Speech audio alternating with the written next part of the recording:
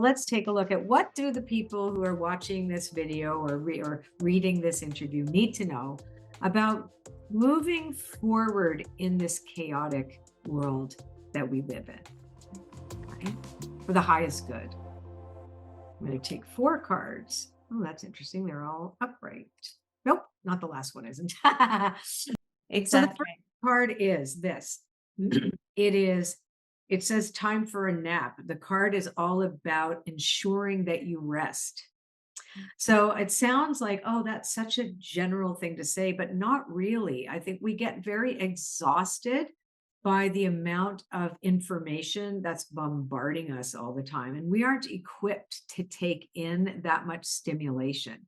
So making sure you take media breaks, right? And I always say, get off social media, get off your computer, get in nature, rest, making sure you have enough sleep. Simple things like water and sleep. Because when we are in times of chaos and disturbance, people are in stress response and they don't sleep enough, they don't rest, they're on patrol, they're looking for what could go wrong. So this is really, really important to remember that you are safe and to discover inner certainty inside you. The second card is flexible. And this card is all about resilience and not seeing the world through a rigid set of standards. Making way for something new means that you need to be more supple and less attached to the form that you think it needs to come in. I always tell people, don't wait for the outer world to start behaving the way you want it to for you to step forward into your dreams, right? To get your dreams up. Oh, look at that. Because the truth is that being flexible and being more open and curious, like curiosity enables us to see more and not limit ourselves by what we think things should look like in our lives and in the world at large. Building blocks, be solid in your foundation, know where you are clearly rooted.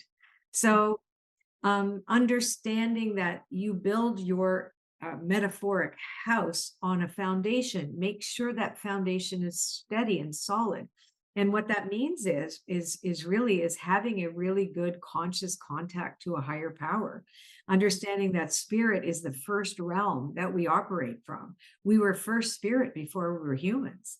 And Yeah. so having that as a foundation for your life will ensure this kind of success. It doesn't ensure you're never going to suffer, because that's not true, but it will ensure that you will stay certain and hopeful about yourself and the world, even when you make wrong, detours, or when life doesn't go your way, etc.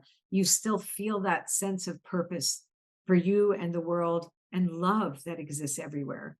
And last but not least, the observer card is in protection. And that's always about not taking life so personally, right? Like the world sometimes can be suction cupped onto the end of our nose, and we only see as far as the end. Here it's just me, me, me, me, me.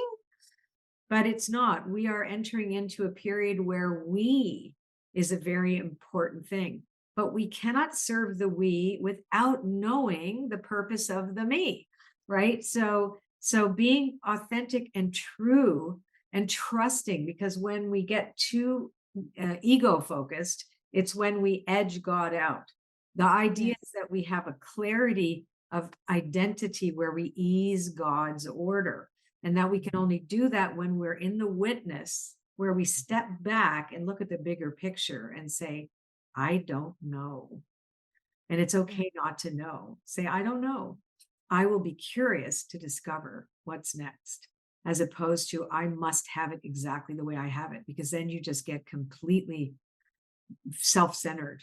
And that's Mm. not what this world needs right now. It needs people to be resilient and flexible and well rested with good foundations and good sense of spirit, and trusting that we are all meaningful in this world.